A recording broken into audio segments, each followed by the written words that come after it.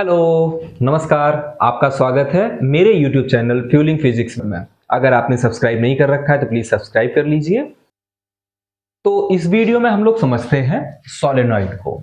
Moving charge and magnetism chapter का एक topic the solenoid. वैसे तो पहले ये दो टॉपिक हुआ करते थे, एक सोलेनॉइड और एक टॉरॉइड, बट अब सिलेबस से टॉरॉइड को हटा दिया गया। लेकिन हम दोनों को समझने का प्रयास करेंगे कि टॉरॉइड क्या है और सोलेनॉइड क्या है। जनरली सोलेनॉइड क्या है, जैसे मान लेते हैं एक पेन है, पेन से और मोटा भी ले सकते हैं आप जितना आपको। कुल मिला के एक सोलेनॉइड वही अच्छा है जिसकी लेंथ ज्यादा हो और उसकी जो क्रॉस सेक्शनल एरिया है, जो ये एरिया है, ये क्या हो आपका, कम हो।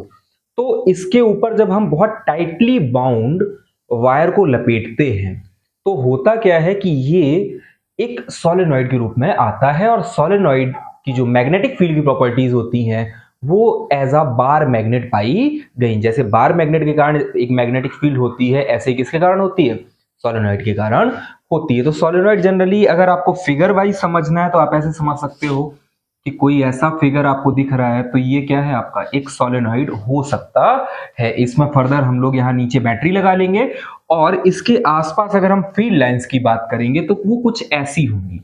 फील्ड लाइंस की अगर हम बात करेंगे तो कुछ ऐसी होंगी।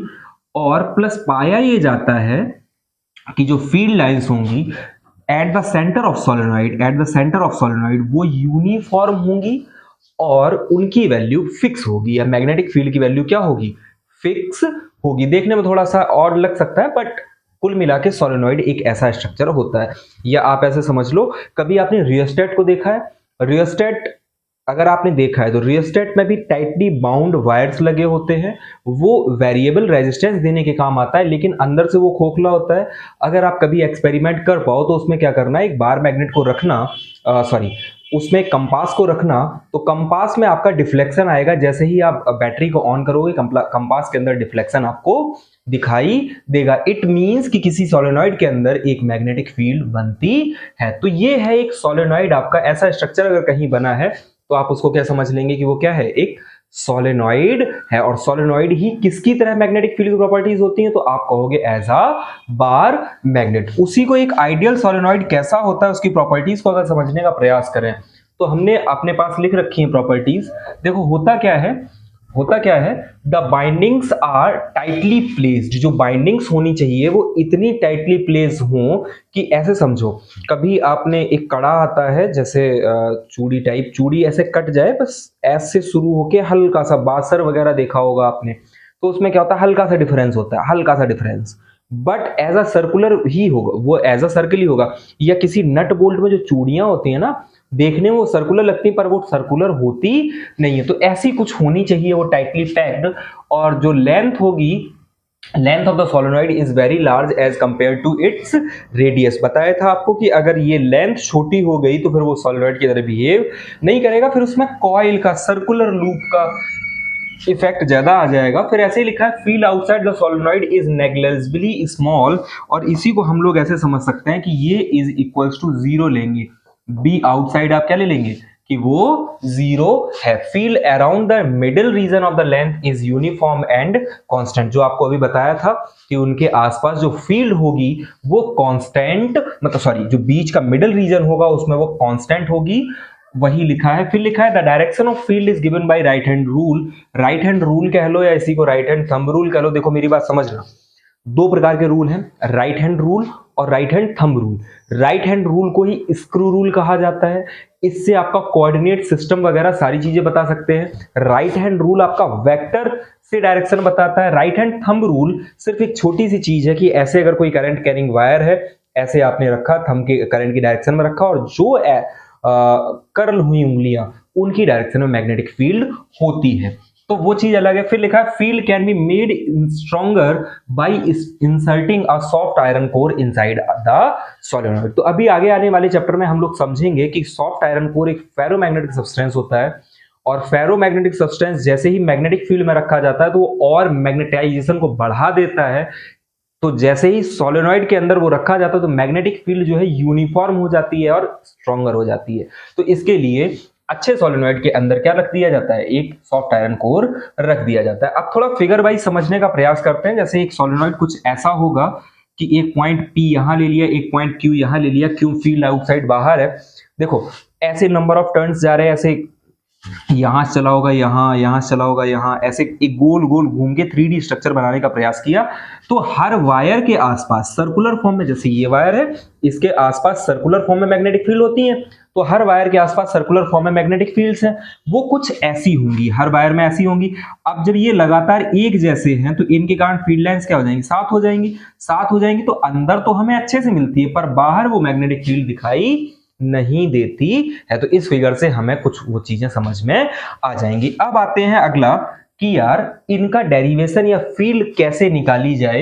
एक डेरिवेशन है छोटा सा, उसको निकालने का अगर हम लोग प्रयास करें तो हमें निकालना है magnetic field due to a solenoid को। किसको निकालना है, magnetic field due to a solenoid. तो हमने क्या किया, एक क्रॉस सेक्शनल एरिया ले लिया सोलेनॉइड का। ऐसे समझो यहां से फील्ड लाइंस क्या है, बाहर आ रही है और यहां अंदर जा रही है। सॉरी, यहां से करंट वाला वायर बाहर आ रहा है और इधर अंदर जा रहा है, उसके कारण फील्ड यहां आउटवर्ड है और इधर क्या है, इनवर्ड है। इधर आउटवर्ड फील्ड और इधर इनवर्ड फील्ड, ऐसे एक सोलेनॉइड हमने ले लिया। सोलेनॉइड के बीच में मैग्नेटिक फील्ड फिक्स होती है, ये हमें मालूम है, उस चीज को बना लिया। और एक रेक्टेंगुलर एम्पीरियल लूप लिया, चूंकि हम एम्पियर सर्किटल लॉ पढ़ चुके हैं तो उसका यूज करेंगे, एम्पियर सर्किटल लॉ का यूज करेंगे। और ये रेक्टेंगुलर एम्पीरियल लूप लिया, इसमें इसके हेल्प से हम लोग क्या निकालेंगे, मैग्नेटिक फील्ड निकालने का प्रयास करेंगे। सिंस अगर आपसे कहा जाए फ्रॉम ACL, आपको क्या पता है, अगर ACL से पूछे हमें आपको क्या पता है, तो हमें पता है कि closed line integral of magnetic field is equals to mu naught times the current through the loop. तो यहां जो लूप है, वो लूप तो ये बना हुआ है, इसके थ्रू करंट मान लेते हैं I करंट है, कोई दिक्कत नहीं। अब क्या करोगे, अब इसके कारण पूरा मैग्नेटिक फील्ड के इस पूरे लूप को देखने का प्रयास करें तो वो लूप क्या है, कहां से जैसे ABCD है। अगर मैं इसी को ब्रेक करूं तो गौर करना, ऐसे मैं लिख रहा हूं इसको, गौर करना कि A से लेके आप कहां गए, पहले A से B गए, ठीक है, A से कहां चले गए, B चले गए, उसकी मैग्नेटिक फील्ड निकाल ली, B.dl निकाल लिया, उसकी क्या निकाल ली, मैग्नेटिक फील्ड निकाल ली। प्लस उसके बाद फिर चले गए आप कहां से कहां, B से C की तरफ गए, तब मैग्नेटिक फील्ड निकाली, B.dl निकाला। फिर क्या किया, इसको निकाल रहे हैं टोटल, जो टोटल निकालना है। फिर क्या किया, C से D की तरफ गए, तब मैग्नेटिक फील्ड को निकाला, B.dl को निकाला, ठीक है ना। और लास्ट वाला निकाला आपने, कहां से कहां चले गए आप, D से A की तरफ आए, तब आपने मैग्नेटिक फील्ड को निकालने का प्रयास किया। गौर करना, अब जरा इधर एक चीज गौर करना, ये सारे डॉट प्रोडक्ट हैं, B और DL के बीच में हमें पहले एंगल पता करना है कि कितना होगा।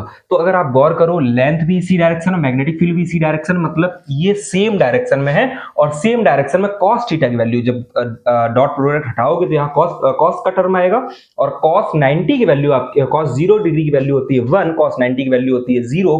तो ये वाला टर्म आपका एज इट इज आ जाएगा। मीन्स A से B मैग्नेटिक फील्ड जो है वो बराबर होगी B इंटू DL के। वो किसके बराबर होगी, B into DL। cos theta बराबर क्या मान लिया हमने, 0 है, cos थीटा बराबर 0 है तो उसकी वैल्यू 1 है, ये आ गया। फिर फर्दर अगर हम देखें, B से C की तरफ जा रहे हैं, कहां से कहां जा रहे हैं, B से C, ये ऐसे है, मैग्नेटिक फील्ड ऐसे, इन दोनों के बीच में एंगल कितना, 90 डिग्री, और cos 90 की वैल्यू कितनी होती है, 0, cos 90 वैल्यू 0, तो ये टर्म 0 हो गया आपका। फिर ऐसे ही D से C की तरफ आई, D से C की तरफ, ये रिवर्स डायरेक्शन में है, मैग्नेटिक फील्ड इस डायरेक्शन में, एंगल आपका -180 डिग्री। बट हमने एक सोलेनॉइड की प्रॉपर्टी क्या पढ़ी कि आउटसाइड जो मैग्नेटिक फील्ड होती है वो क्या होती है, नेग्लेजिबली स्मॉल, या उसी को कह सकते हैं कि वो 0 होती है। तो जब B 0 है तो ये टर्म भी आपका क्या हो गया, 0 हो गया। प्लस अगर हम A और D को देखें, A से D देखें, तो ये फर्दर फिर परपेंडिकुलर है, मैग्नेटिक फील्ड ऐसे है और ये ऐसे है, तो इनके बीच में फिर से एंगल कितना है आपका, 90 डिग्री। ये इक्वल्स टू 0 हुआ, और ये बराबर हो गया आपका किसके, म्यू नॉट आई के। ये किसके बराबर हो गया, म्यू नॉट आई के। अब इनको हम अगर इंटीग्रेट करें तो B तो कांस्टेंट होगी, इनसाइड इस जगह B तो कांस्टेंट है ना यार, बीच में अभी सोलेनॉइड की प्रॉपर्टी पड़ेगी, B तो कांस्टेंट है यहाँ बीच में, तो क्या करेंगे, B को बाहर कर लो। DL की लेंथ कितनी है टोटल, DL टोटल लेंथ कितनी है L, तो B इंटू, सॉरी ध्यान देना, बी के बाद इंटीग्रेशन लगाया, dl का इंटीग्रेशन किया, ए से बी किसके बराबर होगी, l के बराबर, म्यू नॉट आई के बराबर आया। ये किसके बराबर आया, म्यू नॉट आई के बराबर आया।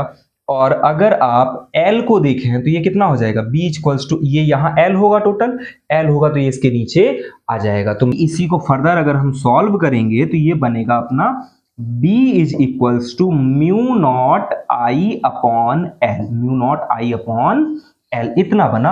अब एक थोड़ा सा कॉन्सेप्ट आगे और समझने का प्रयास करते हैं कि देखो बना के अपने पास b is equals to mu naught I upon L, I upon L, ऐसा कुछ बना, mu naught I upon L, ऐसा कुछ बना। अच्छा एक चीज समझना, ये बताओ ये एक लूप के लिए है ना यार, एक, ऐसे कितने लूप हो सकते हैं, n नंबर कितने हो सकते हैं, n।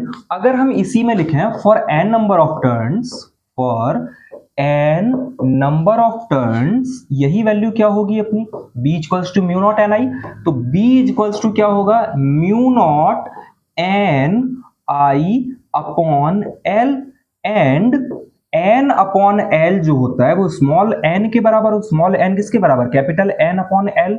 So magnetic field due to solenoid बन के आती है b equals to mu naught N I, where n is number of turns per unit length, where n is क्या है, number of turns per unit length. तो इस फॉर्मूले को भी याद कर लेना चाहिए, और वो आपका b equals to mu naught N I, ये आपका इंपॉर्टेंट है, इसको रट लेना चाहिए कि b इक्वल्स टू क्या होता है, due to solenoid mu naught N I होता है।